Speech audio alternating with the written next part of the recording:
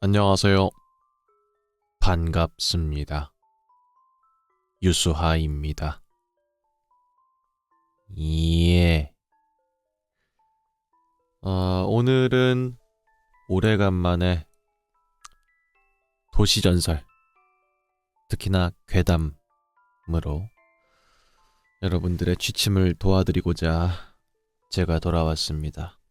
예. 오늘은 나무위키에서 찾아볼 수 있는 일본발 도시전설들을 읽어볼까 합니다. 오늘의 첫 번째 이야기입니다. 죽음의 편지 괴담. 일본의 도시전설입니다. 1945년 히로시마와 나가사키에 폭탄이 떨어진 지 얼마 후 배낭여행을 하던 어느 중학생이 한 작은 마을에서 하룻밤을 지내게 됩니다. 중학생은 그곳에서 어떤 할아버지를 만나서 이야기를 나누게 됩니다. 다음 날 중학생이 떠나려고 하자 할아버지는 한 편지를 나가사키에 있는 친구에게 전해달라고 간결히 부탁했고, 중학생은 결국 거절하지 못하고 편지를 전해주기로 합니다. 그리고 할아버지는 절대 그 편지를 읽어서는 안 된다 라고 신신당부를 했습니다. 그날 저녁 어느 여관에서 하룻밤을 지내게 된 학생은 그 편지에 어떤 내용이 들어있는지 궁금해서 잠을 잘 수가 없었습니다. 결국 편지를 열어보기로 했습니다. 편지를 본 학생은 나가사키에 가지 않고 다음날 집으로 그냥 돌아가게 됩니다. 그 편지의 내용은 이것이 자네들에게 내어주는 마지막 곡이라네 라는 내용입니다. 그러니까 이제 이 할아버지가 친구를 위해서 일부러 자기네 마을에 오는 외지인들에게 다 호의를 베풀고 그 호의를 그냥 넘어갈 수 없게끔 만든 다음에 친구에게 사람을 보냈던 거죠. 계속해서. 그래서 식량난을 자체적으로 해소하고 있었던 그런 이야기처럼 보이죠? 근데 그 밑에는 이 이야기에 대한 진실이 적혀 있습니다. 하지만 실제로는 불가능에 가깝습니다. 일단 학생이 하던 그 배낭여행, 그게 어떻게 사람이 전쟁이 끝난 지 얼마 되지 않아서 배낭여행을 갈 수가 있는 것인가 라는 점에서 의문이 생긴다. 그리고 중학생이 혼자 배낭여행 가는 것부터가 드문 일이기도 하고요. 게다가 과연 편지를 뜯어보지 않고 나가사키로 향한다고 한들 원폭이 떨어진 나가사키에 어떤 수로 갈 수 있을지도 현실적으로 무리입니다. 이런 이야기들에 빠지지 않는 괴담의 괴기성을 위한 전개에 지나지 않습니다. 그러니까 소재나 이런 것들이 그럴듯하기 때문에 나머지의 배경이 약간의 신빙성이 없는 내용이라는 거지. 그러니까 무서움에 초점을 더 맞췄으니까 현실적으로 봤을 때 납득이 좀 안 가는 부분들이 있다. 왜냐면 아까도 말씀드렸던 것처럼 그렇게 피폭 지역이라면 국가적인 어떤 통제 같은 것들도 분명히 있었을 텐데 애가 그걸 몰랐을 리도 없을 것이고, 그죠? 이상하다는 걸 느꼈을 텐데 대뜸 그냥 나가사키로 갈 리가 없지 않겠느냐라는 그런 현실적으로는 불가능하지 않을까 하는 추측입니다. 그리고 상식적으로 소년보다 앞서 편지를 받고 나가사키로 발걸음을 옮긴 사람이 있다고 하더라도 바보가 아닌 이상 원폭이 떨어진 나가사키에 무슨 편지를 보내는 건지 궁금해서 다 열어봤을 수도 있습니다. 그렇기 때문에 마지막으로 보내는 곡이라는 것도 말이 안 됩니다. 정말 어지간히 멍청한 사람들이 아니라면 편지를 다 뜯어봤을 테니까 정말 편지 전달자를 식용으로 이용할 작정이었으면은 전달자가 눈치를 못 채게 다른 표현을 썼거나 사전에 약속한 대로 암호화를 시키는 것이 상식적입니다. 라는 거죠. 글쎄 그게 진짜 맞는 말일세. 그치? 이거 마지막 곡이라고 하는 거는 너무나도 누가 읽어도 이 편지를 들고 가는 내가 곡이라는 뜻이 되는데, 만약에 진짜 이런 일이 있었을 거라면 누가 읽어도 그게 어떤 뜻인지 해석될 만한 이런 마지막 곡이라든지 이런 식의 표현을 썼겠느냐 이거죠.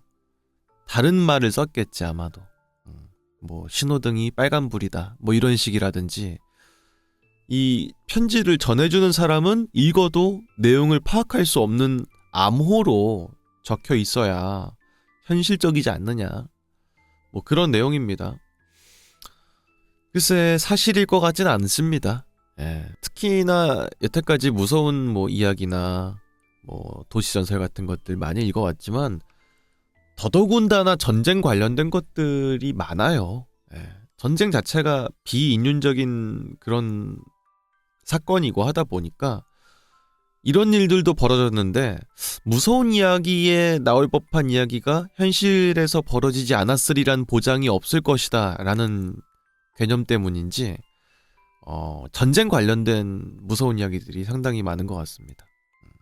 뭐 예를 들어서 정체를 알 수 없는 용병들로만 구성되어 있는 그런 부대가 있다 라든지, 아니면은 전설적인 저격수가 있었는데 그 저격수가 정말 아주 지대한 공을 세웠다는 거죠. 근데 나중에 사망을 하게 됐어. 누군가의 총에 맞았든지 어떤 식으로든지 간에. 근데 그 저격수에 대한 정보가 아군들도 별로 없었기 때문에 도대체 누구였을까 너무 궁금해하면서 이제 시체를 보게 됐는데, 그 저격수가 사실은 시각장애인이었어. 그래서 어떤 식으로 저격을 했을지가 미스터리하다 뭐 이런 식으로 전쟁 관련된 이야기들이 특히나 많은 게 전쟁이 가지고 있는 비극적인 면모 때문이 아닌가 하는 생각이 들기도 합니다. 여튼간에 충분히 으스스한 도시전설이었네요. 그리고 이어서 다음 이야기도 있습니다. 맛있는 라멘 가게. 일본의 도시전설입니다. 라멘은 일본에서 대중적인 인기를 끄는 음식인 만큼 라멘 가게에 대한 괴담도 상당히 많습니다. 그 중에 가장 대표적인 버전은 아래와 같습니다. 라고 해서 괴담이 밑에 적혀 있습니다. 갑자기 유명세를 떨치게 된 라멘 가게를 찾은 한 손님이 있었습니다. 과연 명성이 무색하지 않게 그 라멘의 맛은 지독한 라멘 매니아였던 그조차도 일찍이 경험하지 못했던 환상적인 맛이었습니다. 식사 도중 소변이 마려워진 그는 화장실을 쓸 요량으로 주인을 찾았지만 무슨 볼일이 생겼는지 카운터에는 아무도 없었습니다. 하는 수 없이 혼자 화장실을 찾아 나선 그는 굽이굽이 돌아서 어떤 외진 벽에 위치한 문을 열게 됩니다. 그리고 그는 이내 소스라치게 놀랐습니다. 그 방 안에는 잘린 채 말라붙은 고양이의 머리가 수북히 쌓여 있었습니다.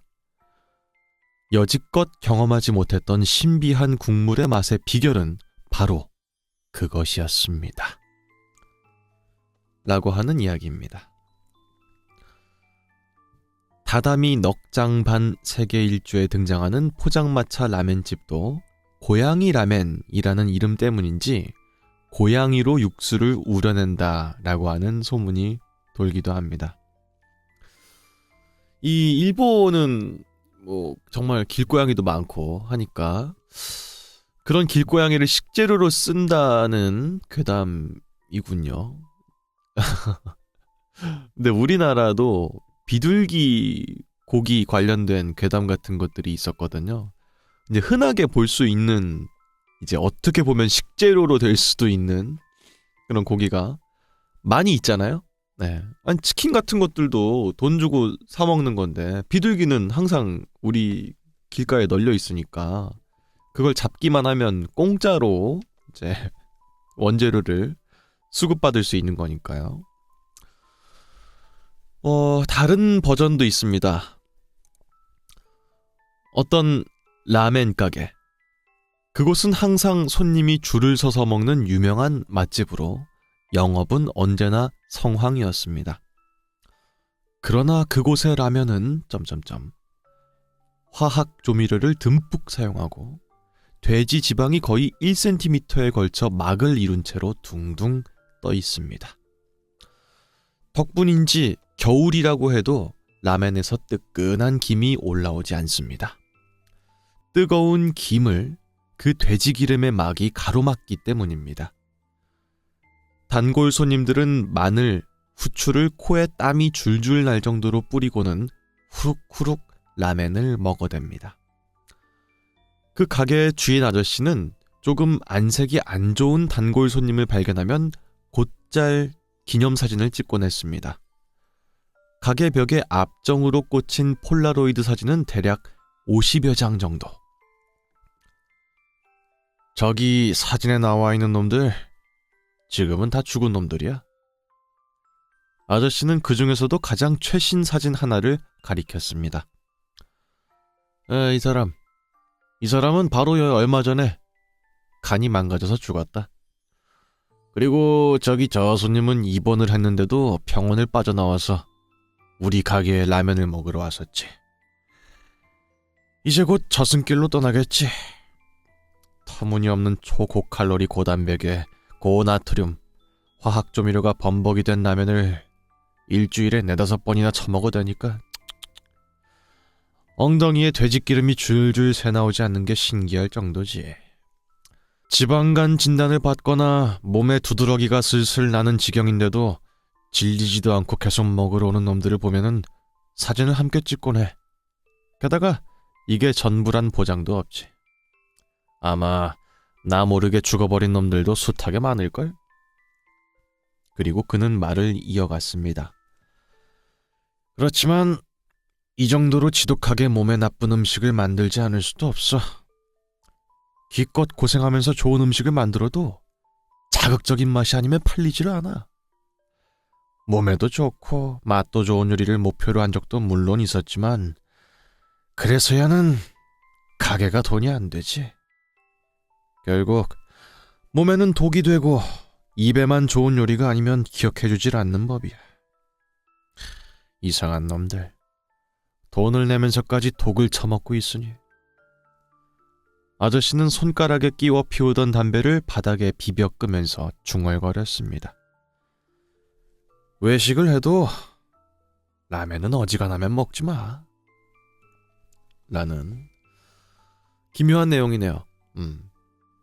그러니까 온갖 몸에 안 좋은 것들을 다 넣고 아주 저렴한 식재료로 만든 라멘 가게가 있는데 그렇게 몸에 안 좋은 만큼 또 맛은 기가 막히기 때문에 많은 사람들이 중독처럼 그 가게에 많이 오게 된다는 거죠.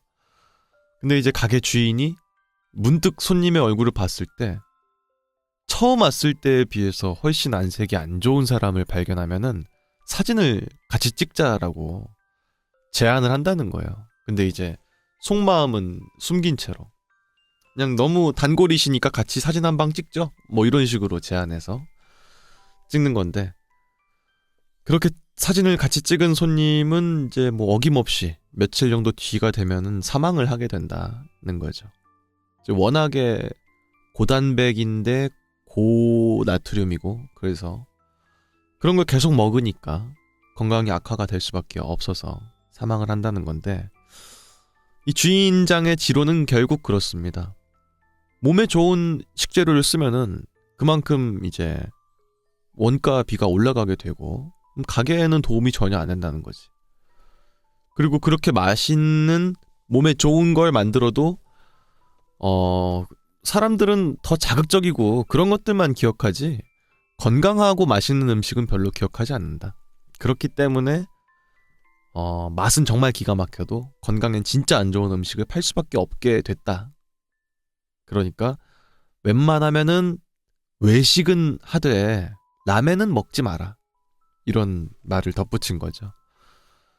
그 말 하나로 다른 라멘 가게들도 얼마나 몸에 안 좋으면 라멘 가게 주인인 사람이 그런 말을 할까 하는 생각이 드니까 약간의 으스스한 부분들이 느껴지기도 하는 괴담이 아닌가 하는 생각이 듭니다. 그 밑에 다른 내용도 있는데요. 특정 업체를 의식해서 집필한 것인지는 알 수가 없습니다만 위 괴담에 적혀있는 조미료와 돼지기름이 부담스러울 정도로 많이 들어간 라멘에 대해서는 지로게 라멘이 들어맞는 부분이 일부 있습니다. 스프 제조 시 돼지 비계를 갈아 넣는 게 들어갈 정도로 돼지 기름으로 범벅을 하고 MSG가 대량으로 들어가고 제공 전에도 반숟갈 정도의 미원을 들이부으면서 그날 제조법에 따라서 유화가 잘 진행되지 않아서 액체 기름이 이상할 정도로 떠 있을 때가 많습니다. 그러니까 이제 특정적인 라멘 가게가 이거랑 방금 읽은 괴담이랑 유사한 특징을 갖기도 하는 곳이 있다는 거죠. 아, 이거래 이거. 이 라멘이래. 와. 도쿄도 미나토구 미타에 본점을 두고 있는 라멘집이라고 합니다. 압도적인 양과 타의 추종을 불허하는 진한 국물 그리고 굵은 면발이 특징입니다. 그리고 손님의 취향에 맞게 토핑을 더 얹어주는 것도 이 가게의 독특한 매력이래요. 현지에서 컬트적인 인기를 끌어서 지로게 라멘이라는 식의 라멘의 한 장르도 개척이 됐나 봐요. 근데 이제 지로게 라멘의 특징이 있는데 다음과 같습니다.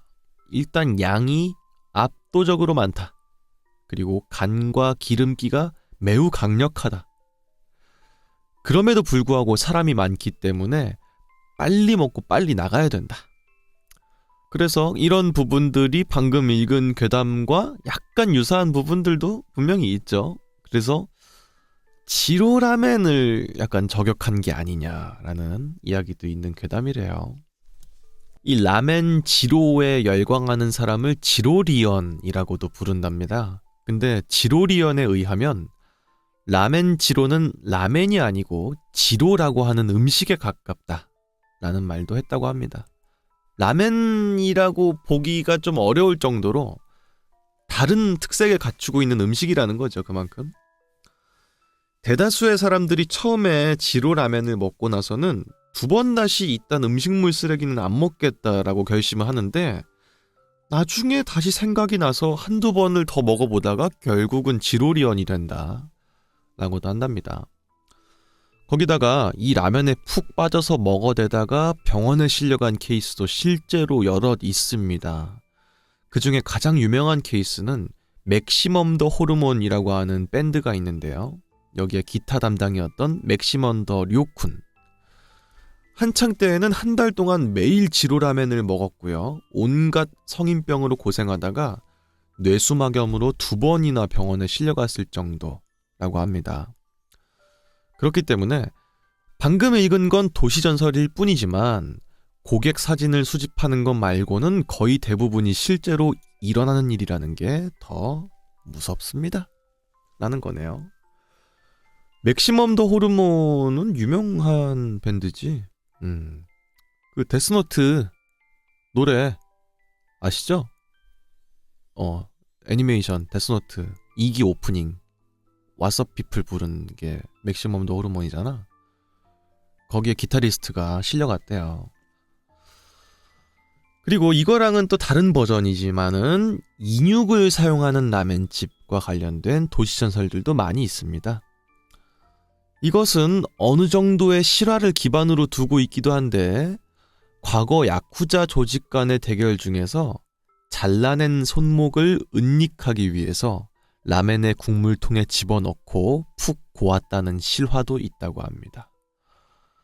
근데 이제 인육을 사용하는 맛집에 대한 괴담은 비단 라멘뿐만이 아니고 만두든지 짜장면, 미트파이 등 굉장히 다양한 변형들이 있습니다.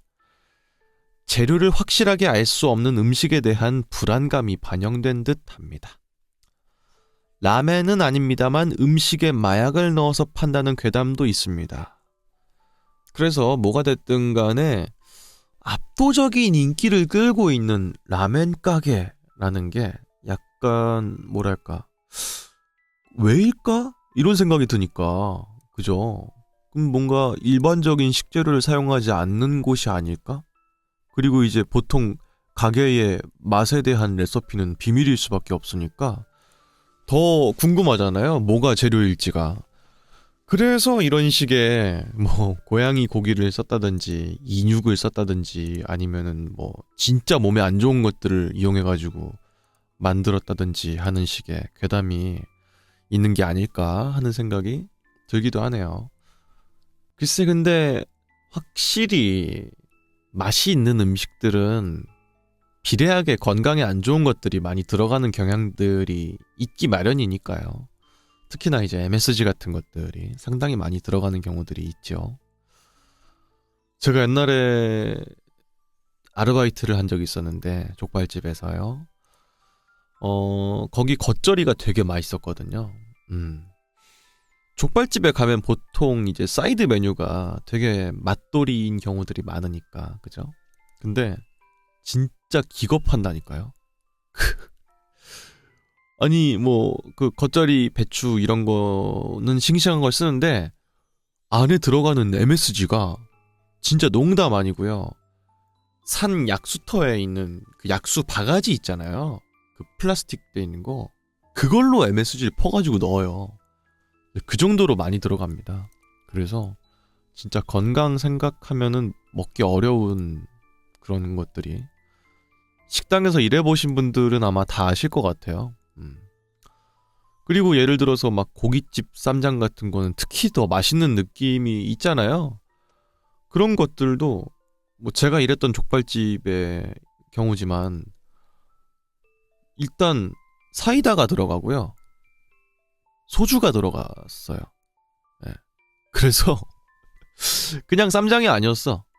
그냥 이제 시중에 파는 쌈장에다가 사이다를 넣고 소주를 넣고 섞어가지고 만들었는데 맛이 진짜 기가 막히지. 설탕 들어가지 뭐 이래저래 들어가니까. 여튼 그걸 보면서 먹으면 안 되겠다 이런 생각이 들 정도로 건강이 많이 염려되는 느낌이긴 했어요. 저도 개인적으로. 그리고 그때 있었던 재밌는 일도 있는데 당시에 족발집 일이 힘드니까 한국 분들이 많이 안 하려고 한단 말이에요. 그래서 중국에서 오신 분들이랑 같이 일했어요. 근데 이 밤이 되면은 이제 저녁을 같이 이제 먹었는데 어느 날에는 그 중국에서 오신 분이 중국식이라고 해가지고 뭔가를 준비를 해주신 거예요. 근데 이제 되게 이국적인 맛이 나는 거야.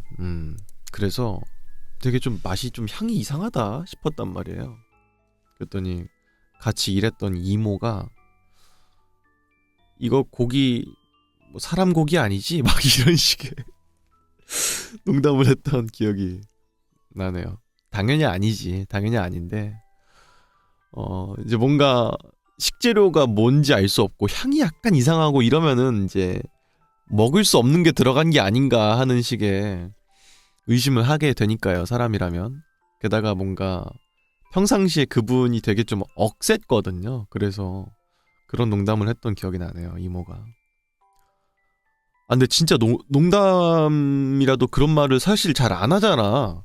사람 고기 아니지? 이런 말을 안 하잖아. 근데 그런 말을 더 했던 이유가 그 중국 분이 두 분 있었다고 했잖아요. 한 분은 남자분이고 한 분 여자분이었는데 두 분이 말싸움을 하면은 진짜 과격하게 하는 거예요. 근데 한국에서 듣는 정도의 욕 같은 게 아니었어. 어떤 거였냐면은 뭐 너 자꾸 그런 식으로 하면은 너 회쳐버린다? 뭐 이런 거야. 근데 아니 뭐 야쿠자들도 아니고 사람을 회를 뜨겠다는 그런 말이 되게 좀 진짜 무섭잖아. 근데 단순히 회쳐버린다 해서 끝나는 게 아니라 너 회쳐버린다. 회 뜨면은 얼마 나오지도 않는 게 막 이런 식의 말을 하니까 평상시에 이모가 이제 그런 말을 들었으니까 혹시 사람 고기 아니지? 뭐 이런 식으로 말을 한 게 그래서 그런 거였거든. 어쨌든 재료가 정확히 먹는 사람들은 뭔지 알 수가 없으니까 이런 식의 뭐 무서운 이야기들이 있는 게 그다지 이상하지 않다 하는 생각이 들어요. 그러니까 뭐 괴담일 뿐일 테니까 너무 두려워하지는 않으시고 맛있는 라멘 가게를 발견하셨다면은 뭐 많이 드셔야죠. 어쨌든 그런 이야기였습니다. 그리고 다음 이야기도 있습니다. NNN 임시방송이라고 하는 이야기네요. 괴담의 내용은 다음과 같습니다. 약 15년 전 새벽 2시 30분쯤에 TV를 틀어보니까 이 화면 조정하는 화면 있죠? 컬러로 삐 하는 소리 나는 거 그게 나오길래 역시 이 시간에는 방송 안 하는구나. 자야겠다 라고 문득 생각한 그때 갑자기 화면이 바뀌더니 쓰레기 처리장이 비춰지기 시작했습니다. 그러면서 NNN 임시방송이라는 글자가 뜨고 쓰레기 처리장의 모습만 계속 원경으로 비춰줄 뿐이었습니다. 그래서 뭐야 이거? 라고 생각하면서 장면을 보고 있었는데 사람들의 이름이 스태프롤처럼 쭉 올라가면서 이 나레이터가 억양 없는 목소리로 사람들의 이름을 읽고 있었습니다. 뭐 김철수, 김혜민, 김광철 이런 식으로 뒤에는 어두운 클래식이 흐르고 있었고 한 5분 정도 되니까 끝나는 것 같았습니다. 근데 마지막에 내일의 희생자는 이분들입니다. 안녕히 주무십시오. 그 이후 심야 방송은 무서워서 볼 수가 없게 되었습니다. 라고 하는 괴담입니다. 그러니까 이제 지금은 이게 공감이 안 될 수밖에 없어요. 왜냐면은 뭐 정규 편성 시간이 지나도 항상 어떤 프로그램들 재방송을 해주고 뭐 하고 있으니까 이럴 수가 없는데 옛날에는 정규 편성 방송 시간대가 끝나면 그냥 방송국에서 송출을 멈췄단 말이에요. 그러면 이제 노이즈 낀 화면이 나와서 TV에서 이렇게 아무것도 안 나왔단 말이야. 근데 이제 이 괴담을 말하고 있는 화자도 그냥 새벽에 문득 깼는데 혹시 TV에 뭐 하고 있을라나 싶어서 그냥 아무 기대 없이 TV를 틀었는데 역시나 아무것도 안 나오고 있으니까 역시 아무것도 안 하는구만 자야겠다 하고 TV를 끄려고 했는데 쓰레기 처리장을 멀리서 찍은 걸 이제 보여주면서 그럼 이제 엄청나게 많은 쓰레기가 막 쌓여있는 게 보였을 테고요. 어떤 뭐 집게차 같은 게 이제 뭔가 집어가지고 옮기는 뭐 그런 것도 보여주고 쓰레기를 압착하는 그런 것도 보여줬겠죠. 근데 이제 어떤 나레이터가 성우 같은 사람이 나지막한 목소리로 뭔가 사람들의 이름을 읽어주는데 5분 정도 읽다 보니 맨 마지막에 내일의 희생자는 이 사람들입니다. 그럼 안녕히 주무십시오. 라고 하는 멘트와 함께 다시 화면이 칙 하는 걸로 바뀌었다는 이야기네요. 상당히 으스스한데요. 그죠? 약간 어떤 느낌이냐면은 마치 희생될 사람들이 그 쓰레기 처리장에서 뭔가 처리가 되고 있는 게 아닌가 하는 생각이 들기도 하고 뭔진 모르겠지만 사망할 사람들의 운명은 정해져 있다 뭐 이런 식으로도 들리니까요. 이야기가 으스스한 부분들이 분명히 있습니다. 게다가 이 화자는 아주 우연한 계기로 그 TV 채널을 보게 된 건데 원래 같았으면은 그 방송을 그 시간대에 보고 있을 사람이 없어야 정상이야. 아무것도 방송을 안 할 시간대니까. 근데 이제 아주 랜덤한 시간대에 봤는데 그 영상이 보였다는 거는 누군가는 계속해서 그 아무도 안 보는 시간대, 약속된 시간대마다 TV를 켜서 그 방송을 봤단 말인가? 이런 생각이 들기도 하니까 으스스하네요. 이 이야기는요, 일본에서 청소년들 사이에 널리 퍼졌던 괴담입니다. 정규 방송이 끝난 다음에 사람이나 혹은 기업의 이름이 나타난 뒤 이상 내일의 희생자들의 명단입니다. 안녕히 주무십시오. 라는 멘트가 나오는 내일의 희생자 라는 방송이 방영된다든지 혹은 NHK에서 정규 방송이 끝난 뒤에 수신료를 미납한 사람들의 목록이 스크롤로 올라간다는 식의 이야기가 퍼졌습니다. 이 NHK 관련된 거는 괴담도 진짜 많을 정도로 많이 등장하는데요. 이제 일본에는 NHK 수금원이 있다는 거죠. 그러니까 이제 집집마다 TV가 있는 사람이라면 NHK 방송을 안 볼 수가 없으니 NHK 방송에 대한 수신료를 받고자 합니다. 라는 식으로 사람이 직접 가서 수금 활동을 한다. 라고 하는 건데 이게 이제 워낙 끈질기고 사람을 되게 피곤하게 만들고 뭐 그런가 봐요. 그래서 그 돈을 안 낸 사람들의 이름이 정규 방송이 끝난 다음에는 나온다는 식의 이야기도 있다고 하네요. 그런가 하면 정규 편성표에는 없는 방송이 정규 방송이 끝난 뒤에 나와서 사람들을 놀라게 했고 항의가 빗발치게 됐다라고 하는 이야기도 있습니다.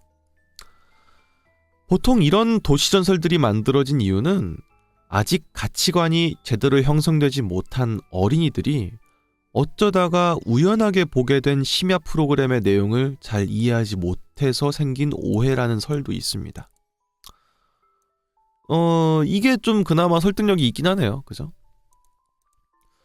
왜냐면은 보통 아이들은 일찍 자야 되는데 자다가 깨는 경우들도 꽤 있을 거고 그때 TV를 켜게 되면 자기가 평상시에 보던 뭐 만화 애니메이션 이런 이해하기 쉬운 게 아니라 보통 성인들을 겨냥한 교양 프로나 혹은 뭐 19금 영화라든지 뭐 그런 거니까 애들 눈에 봤을 땐 되게 기괴한 프로그램이 나온다라고 생각할 수도 있겠죠. 그러다 보니까 그런 게 많이 와전이 돼서 이런 이야기로 바뀐 게 아닐까 하는 이야기인데요. 이 이야기에 현실성이 있느냐? 일단 이론상으로는 전파 납치를 만약에 했다면 가능하긴 합니다. 한 일본인의 말에 의하면 옛날에는 방송이 끝난 상태에서는 재밍에 노출되기가 쉬웠기 때문에 그러니까 이제 전파를 방해하거나 주파수를 뺏어오는 게 쉬웠다는 거죠. 그래서 누군가가 의도적으로 전파 납치를 해서 불쾌한 영상이 나오게 하는 것도 불가능한 것은 아니었다라고 합니다. 21세기라면 몰라도 온라인 미디어, 인터넷 커뮤니티나 스마트폰이 발달되지 않았던 90년대만 돼도 일반인 기준으로 실제로 그런 걸 봤다고 해도 증거를 찾기는 쉽지 않다. 라는 거고요. 심지어 KBS는 과거에 개국하자마자 일주일 만에 대학생들에게 장난 삼아서 재킹당한 사례도 있습니다. 혹은 가끔 가다가 해고당한 방송국 직원들이 앙심을 품고 버리는 이런 경우들도 있습니다. 근데 이전에도 이거랑 유사한 괴담을 읽은 적이 있었거든요. 예, 기억나시는 분들이 있을지 모르겠지만 이거랑 내용 자체는 비슷해요. 그냥 TV를 틀었는데 자다 깨가지고 칙 하는 화면만 나오니까 TV 꺼야 되겠다 생각했는데 갑자기 야동이 나와가지고 이게 뭔가 했는데 이제 방송국 직원이 당직을 서느라고 심심하니까 야동 산 거를 한번 틀어본 거야. 근데 이제 그게 잘못돼서 송출이 됐다는 거죠. 그래서 엄청나게 많은 빗발치는 항의의 전화가 다음날에 방송국에 쇄도를 했다는 식의 도시전설이었는데 그 도시전설도 무서운 포인트는 그거였어요. 야동을 방송국에서 튼 게 문제가 아니고 그 시간대는 원래 아무것도 안 하는 방송 시간대인데 야동이 틀어진 걸 알기 위해서는 누군가는 아무것도 없는 화면에 TV를 그냥 칙 하는 것일 뿐인 TV를 틀어놨어야만 그 야동이 보였을 거 아니야. 도대체 뭐 하는 사람들이길래? 라는 게 그 이야기의 포인트였어요. 뭐 하는 사람들인데 새벽까지 아무것도 안 나오는 TV를 틀어놓고 있다가 야동이 나오는 걸 발견해서 다음날에 항의 전화를 하는 걸까? 하는 건데 이 괴담도 비슷한 부분이 있는 것 같아요. 사실은 그 쓰레기 처리장이 나오고 그런 것들보다도 그냥 도대체 누구를 위한 방송인가 싶은 생각이 들기도 하고 게다가 내일의 희생자는 도대체 무슨 말인가 하는 생각이 들기도 하니까 두 가지가 약간 콜라보를 이루면서 상당히 으스스한 부분이 있는 것 같아요. 이런 식의 로스트 미디어와 연관된 괴담들이 주는 이 미묘한 현실성이 있다 보니까 보는 사람에게 상당히 설득력을 주는 그런 괴담 중에 하나가 아닌가 하는 생각이 듭니다. 근데 내용이 가지고 있는 거 자체가 약간 공감이 되진 않아서 좀 더 현실적인 내용이었으면 제가 믿을 것 같은데 내일의 희생자 명단이라는 부분이 조금 마음에 걸리네요. 어쨌든 으스스한 괴담입니다. 예. 그리고 이어서 다음 이야기도 있습니다. 벚나무 아래에는 이라고 하는 도시전설입니다. 도시전설이면서 소설 제목이기도 하다고 합니다. 일본에서는 매년 3, 4월마다 하나미라고 해서 유명한 벚꽃 명소에 가족, 친구끼리 모여 앉아서 피크닉을 즐기는 풍습이 있습니다. 근데 이들 명소 가운데에서도 특히 유명한 벚나무에는 의뢰에 무언가 음침하고 기묘한 사연이 있다라고 하는 도시전설입니다. 그 가장 대표적인 버전은요. 사실 이 벚나무 아래에는 사람들의 시체가 묻혀 있으며 그 시체들로부터 양분을 듬뿍 흡수한 벚나무는 이처럼 우람하게 성장해서 아름다운 꽃잎을 피워 흩뿌린다는 것. 이는 예로부터 사체 유기에는 벚나무 뿌리가 최적이라는 미신에 기인하는 면이 있습니다. 또한 벚꽃이 흩날리는 모습이 일반 식물들이 꽃이 지는 것과는 달리 약간 애처롭고 처연한 느낌이 강하게 들기 때문이기도 합니다. 이러한 관점에서 벚꽃 특유의 붉은기가 감도는 빛도 사실은 사람의 피를 빨아들였기 때문이라는 뒷받침이 되는 그런 부분이기도 하다고 합니다. 시체를 양분 삼아서 아름다운 꽃을 피우는 꽃괴담은 다른 꽃에도 자주 쓰이는 클리셰입니다. 다만 벚꽃과 시체라는 두 가지 소재가 서로 극적인 대비를 이루기 때문에 벚꽃이 다른 꽃들보다 비교적 자주 차용되는 것처럼 보입니다. 과거 한때 일본 모처의 유명한 벚꽃 공원을 개보수하는 도중에 그곳의 벚나무들을 옮겨 심기도 했는데 그 와중에 검은 정장을 착용한 의문의 무리가 가담했다는 목격담도 전해져 오고 있습니다. 일본에서는 굉장히 유명한 도시전설이기 때문에 소설, 만화, 애니메이션, 게임 따위에서도 즐겨 활용되는 부분이 있습니다. 벚나무 아래에서 피크닉을 즐기는 도중 흥을 깨는 상황에 특히 자주 나오는 클리셰입니다. 피안화 전설과도 통하는 면이 있다라고 합니다. 카지 모토지로의 소설 벚나무 아래에는 에서는 이렇게 소설이 시작된다고 합니다. 벚나무 아래엔 시체가 파묻혀 있다. 이것은 믿어도 되는 것이다. 왜 그런 거 아니? 그렇지 않다면 벚꽃이 저렇게나 멋지게 피는 일 같은 것은 있을 수가 없으니까.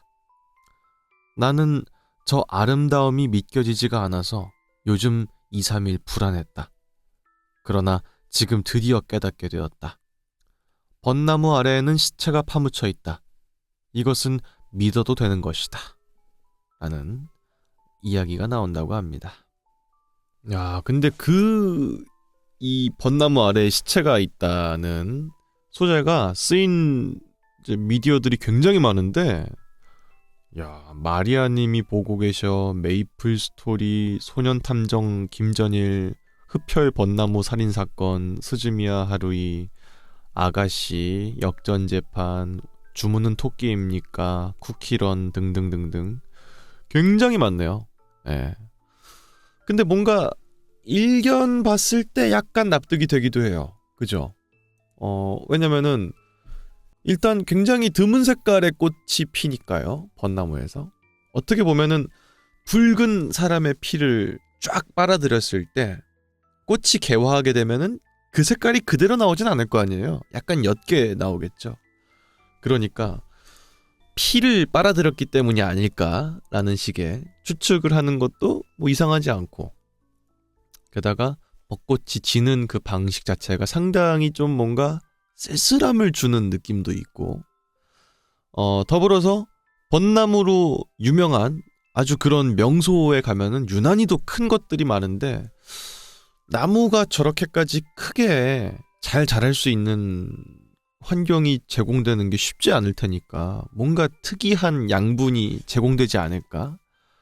라고 했을 때 사실 사람만큼 다양한 양분을 가지고 있는 생명체가 또 어디 있겠어요? 그러다 보니까 이런저런 것들이 다 합쳐졌을 때 약간 설득력을 갖추는 것처럼 보이기도 한다는 생각이 일견 들기도 합니다. 근데 뭐 우연히 또 사람이 그 밑에 묻혀있는 경우들이 있을 수도 있겠지만 그 많은 벚나무 아래에다가 시체를 다 파묻진 않았겠죠. 게다가 현실적으로 봤을 때 사람을 묻기에 좋은 곳도 아니지 않나요? 그죠? 인적이 많고 그런 곳에 사람을 막 묻긴 쉽지 않을 테니까 벚나무가 하필이면 그런 데 위에 자란다는 게 딱히 공감이 되진 않습니다. 하지만 뭐랄까, 아까도 읽었던 내용입니다만 벚나무가 가지고 있는 되게 아름다움과 시체, 이 두 가지 개념은 상당히 서로가 맞지 않는 느낌이 들다 보니까 오히려 더 기괴한 부분이 있어서 듣는 사람한텐 더 확 닿는 이야기가 될 수도 있겠다 하는 생각이 들기도 합니다. 그리고 이어서 다음 이야기도 있습니다. 보라색 거울이라고 하는 도시전설입니다. 도시전설 중에 하나입니다. 분류상으로만 치면 학교 괴담 계통에 속하는 이야기로 일본에는 널리 퍼져 있는 이야기입니다. 지역마다 다소 차이는 있겠습니다만 기본적인 내용은 보라색 거울이라는 말 자체를 20세가 될 때까지 기억하고 있으면 불행해진다는 내용이래요. 단순히 불행해지는 것 외에도 거울 파편에 온몸을 찔려 죽는다 라든가 결혼을 못하게 된다 류의 바리에이션도 존재합니다. 하지만 이에 대한 방호책도 존재합니다. 두 가지가 있는데, 첫 번째는 보라색 거울이라는 말을 이미 기억하고 있을 때 쓰는 방법인데요. 하늘색 거울이라고 말하면 자기에게 걸린 보라색 거울의 저주가 풀린다는 이야기가 있고요. 혹은 하얀 수정이라는 말을 기억해두면 보라색 거울을 기억하고 있더라도 불행해지지 않고 오히려 행복해진다는 것입니다. 도시전설의 특성상 배경과 설정이 지방마다 많은 차이를 보입니다. 주로 관동지방 쪽에서는 어느 소녀가 좋아하는 거울에 별 생각 없이 재미로 보라색 물감을 칠해본 뒤 이후부터는 거울만 쳐다보다가 시름시름 앓아 죽게 됐고, 관서지방은 성인식을 맞이하게 된 여성이 사고로 죽은 뒤에 그녀의 방에서 보라색 거울이 발견되었다라는 이야기로 시작이 됩니다. 사실은 특정한 병의 증세에 대한 일종의 편견과 죽음에 대한 인간의 본능적인 공포감이 합쳐지면서 만들어진 이야기입니다. 무엇보다도 보라색은 죽음을 상징하는 경우가 많고요. 거울도 공포의 요소로 자주 쓰이는 소재이기 때문에 그 두 가지가 합쳐지면서 더더욱 공포감 조성에 기여를 합니다. 보라색 거울 이외에도 20세가 될 때까지 기억하고 있으면 그 사람이 저주를 받는다고 알려진 단어로는 돌고래 섬 혹은 보라색 거북 등도 있습니다. 되게 이상한 이야기다. 우선은 제가 봤을 때 그냥 그런 말 있지 않습니까? 뇌는 부정적인 것을 이제 인식하지 못한다라고. 그래서 코끼리를 떠올리지 마 라고 하면 코끼리가 떠오르는 것처럼 보라색 거울을 떠올리면 안 돼 라는 생각을 하면 그때부터 보라색 거울이라는 단어를 의식하니까 기억을 하게 될 수밖에 없잖아요. 그 점 때문에 생긴 괴담이 아닐까 하는 생각이 첫 번째로 들고요. 두 번째로는 거울은 색깔이 있는 경우가 거의 드물죠.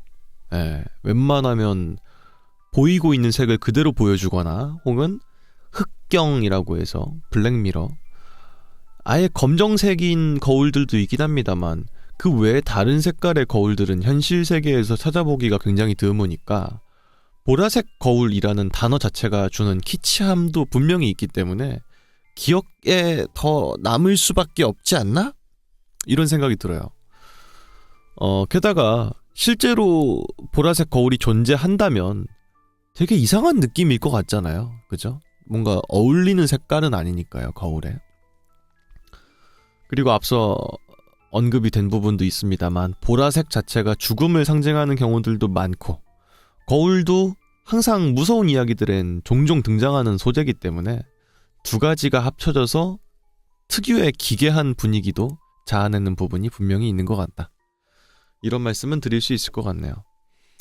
여튼간에 사람이 가지고 있는 어떤 공포의 이미지와 사람이라면 특히 뇌과학적으로 이제 특정적인 단어를 더 기억해낼 수밖에 없는 그 과정 두 가지가 합쳐지면서 상당히 시너지를 내는 괴담이 아닌가 하는 점에서 좀 흥미롭기도 한 그런 괴담이네요. 그리고 이어서 다음 이야기도 있습니다. 선텐 괴담이라고 합니다. 일본의 도시전설입니다. 90년대 후반 일본의 10대 그리고 20대에게는 선텐 열풍이 몰아쳤습니다. 그때 어느 10대 여성이 피부를 밝은 다갈색으로 바꾸기 위해서 선텐 살롱을 찾아가게 됩니다. 그녀는 건강한 갈색 피부를 갖기 위해서 선텐의 한도를 무시하고 계속 여러 가게를 전전한 결과 만족스러운 피부를 갖게 되었습니다. 헌데 선텐 살롱을 갔다 온 뒤 얼마 지나지 않아서 자꾸만 배가 아프고 컨디션이 안 좋아졌습니다. 그리고 설상가상으로 몸에서 이상한 냄새가 나기 시작했습니다. 몸 상태가 나쁜 건 그렇다 치더라도 냄새가 나는 건 용서할 수가 없었기 때문에 여러 번 닦고 씻었지만 상태가 호전되지 않자 결국 의사에게 가서 진단을 받아보게 됩니다. 그런데 그 결과 당신의 내장은 이미 선텐 살롱의 시술 때문에 반쯤 익어버린 상태입니다. 라는 말을 의사 선생님에게 듣게 됩니다. 이 말을 들은 여성은 얼굴이 새파래지면서 치료 방법을 물었더니 그건 불가능합니다.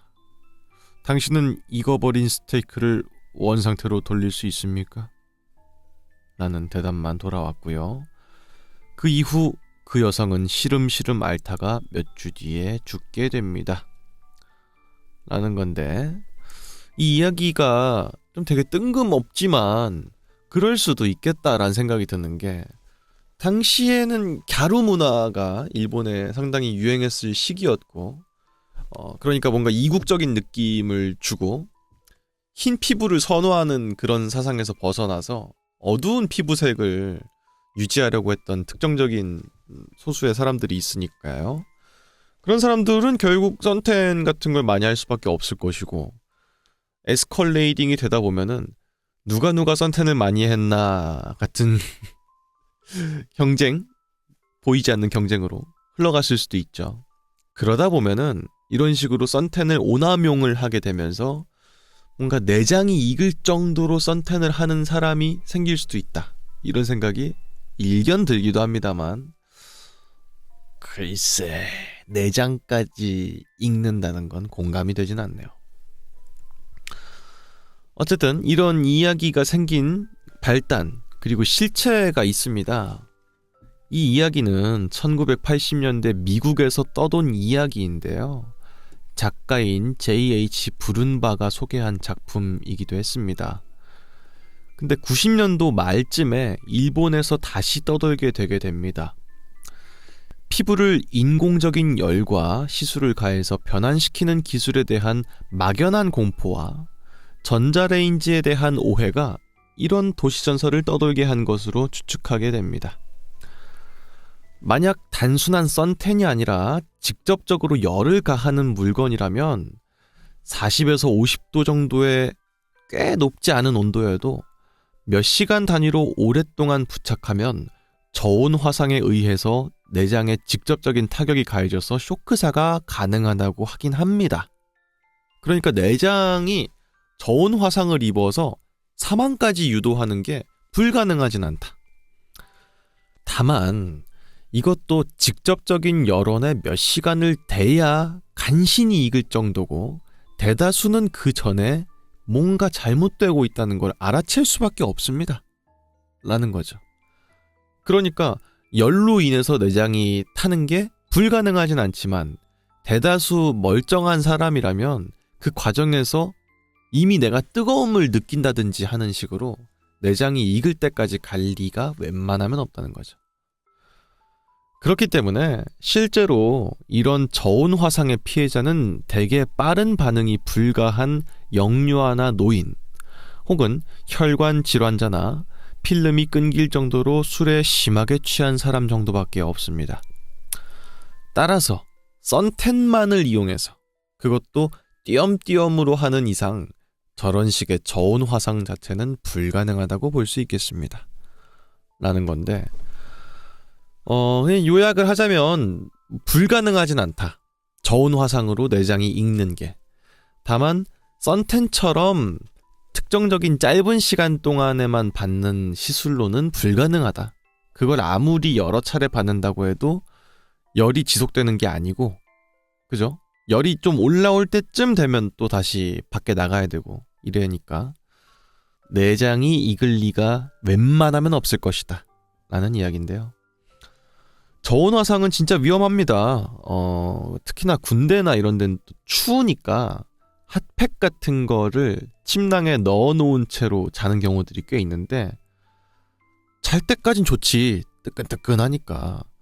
근데 이제 핫팩이 이 침낭 안에서 열을 받으면서 정말 뜨겁게 열이 확 올라가거든요. 근데 자고 있는 사람은 열이 뜨거운지 잘 모르니까 그냥 계속 자다가 다음날에 진짜 심각한 화상을 입는 경우들이 군대에선 꽤 많이 봤어요. 근데 썬텐처럼 짧은 시간 동안에만 받을 수밖에 없는 시술이라면 그렇게까지 화상을 입기가 쉽지가 않다는 거죠. 그리고 미스버스터라고 하는 디스커버리 채널의 다큐멘터리에서 실험을 한 적이 있는데 거짓으로 밝혀지게 됐다고 합니다. 상식적으로 사람이라면 체온이 42도까지만 올라가도 사망하고요. 당연히 그 전에 뭔가 잘못되고 있다는 걸 알아차릴 수밖에 없습니다. 그래서 내장이 익기 전에 쇼크사하는 것이 정상이고요. 게다가 장기가 익은 상태에서 몇 주나 사는 것 자체가 불가능합니다. 라는 거네요. 뭐가 됐든 간에 가능한 이야기 같이 보이진 않지만 왜 이런 식의 이야기가 퍼졌을지는 나름 상상이 되지 않나요? 썬텐을 인공적으로 하는 그 과정 자체가 되게 인위적이다 보니까 뭔가 건강에 안 좋은 게 있을지도 모른다 라는 식의 생각은 있었을 것이고요. 그러다 보니까 썬텐 하면은 내장이 탄대 뭐 이런 식의 말들도 있었음직하다 하는 생각이 저는 좀 들긴 드네요. 여튼 그 당시에 썬텐을 하는 사람들이 그래도 꽤나 많았기 때문에 이런 괴담이 있는 게 아닌가 하는 생각이 드는데요. 지금은 너도 나도 흰 피부를 갖고 싶어서 화이트닝 시술 같은 것들도 하는 마당에 썬텐 관련된 괴담이 있다는 걸 보면은 확실히 괴담도 지역색과 시대상을 반영한다 이런 생각이 들기도 해서 재미있는 것 같아요. 그리고 이어서 오늘의 마지막 이야기도 있습니다. 이건 내용이 워낙 많아서 다 알아볼 건 아닌데요. 짤막하게 알아볼게요. 혈액형 성격설입니다. 네. 지금은 MBTI, 이제 성격 유형별 뭐 어쩌고 검사 그것 때문에 어딜 가더라도 MBTI가 뭐예요? 이런 거를 이제 아이스 브레이킹으로 묻기도 하고요, 서로.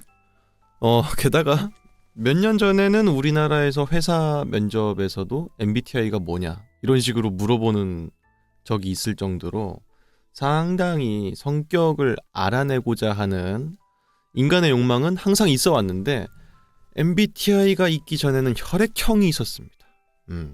그래서 간략하게 어떤 건지 알아보고 넘어가도록 하겠습니다. 사람의 성격이 혈액형에 의해서 결정되거나 어떠한 영향을 받는다는 주장입니다. 과학적인 근거가 없는 틀린 내용으로 유사과학입니다. 혈액형은 적혈구 표면의 단백질의 유형 중에 하나입니다. 그리고 혈액형이라는 것은 적혈구 표면의 단백질에 관한 유형을 말합니다. 그리고 이 단백질이 성격에 미치는 영향에 대해서는 과학적으로 타당한 가설을 만들 수 없다는 것이 일반적인 견해입니다. 더군다나 ABO식 혈액형은 단순히 특정 항원 배열을 수혈이나 연구 등 목적으로 활용하기 쉽게 구분해 놓은 것이기 때문에 이것이 어떤 인문 혹은 사회적 흐름을 나타내는 지표가 된다는 말 자체가 상식적이지가 않습니다. 그리고 혈액형의 분류는 A형, B형, O형 이런 거 말고도 RH 그리고 MNSS 등 수백 가지가 존재합니다. 라는 거죠. 그러니까 혈액형이라고 우리가 부르는 것도 그냥 분류하기 편하니까 그렇게 부르는 거지 그게 성격에 영향을 준다는 말 자체가 어불성설이라는 거죠. 그 밑에는 진실이 적혀 있습니다. 혈액형 성격설은 사실이 아닙니다. 사람들의 성격은 개인차가 매우 크고요. 유전, 그리고 성장 환경, 외부적 조건 등 다양한 요인의 영향을 받게 됩니다. 사람마다 모두 다른 환경에서 성장하고 다른 것을 경험하기 때문에 동일한 성격이라는 건 찾을 수가 없습니다. 과학적인 근거가 전혀 없기 때문에 학계에서는 이 설을 전혀 인정하지 않고요. 학설도 아니고 심지어 유사과학 혹은 도시전설로 볼 수가 있을 정도입니다. 자, 그랬는데 어쩌다가 혈액형이 성격과 연결되는 이야기로 바뀌게 되었느냐? 그건 이제 밑에 적혀 있습니다. 제2차 세계대전이 끝나고 난 후 오랫동안 주목받지 못했었는데 1970년대에 들어서 과학자도 생물학과 계열의 전공자도 아닌 방송작가였던 노미 마사히코라는 사람이 혈액형에 관한 자신의 생각을 정리해서 혈액형으로 알 수 있는 상성이라는 책을 내므로써 유명해지게 됩니다. 이것이 바로 오늘날의 혈액형 성격설의 기반이 되게 됩니다. 이러한 혈액형 성격설이 나름대로는 설문조사를 데이터로 기반으로 한 주장이었기 때문에 설득력을 얻어오게 됐고요. 방송계나 출판계, 광고계, 만화계 등에서도 재미용 혹은 광고용, 캐릭터 설정용으로 써먹기 좋은 아이템이었기 때문에 사실관계와 관계없이 혈액형 성격설이 널리 퍼지게 됐습니다. 한국에서는 2010년대부터 혈액형 성격설의 영향력이 줄어들고 있는데 특히 2020년이 되면서 MBTI로 완벽하게 대체가 되게 됩니다. 아니 근데 MBTI는 말이죠. 내가 설문을 해서 그걸 기반으로 내가 어떤 사람인지를 알려주는 거니까 그나마 설득력이 있어. 왜냐? 나는 커피를 많이 마신다 라고 체크를 했으니까 이 사람은 커피를 좋아합니다. 이런 게 나오는 게 이상하지 않잖아. 근데 혈액형은 그냥 대뜸 너 B형이야? B형은 또라이라던데? 이런 식으로 이어지니까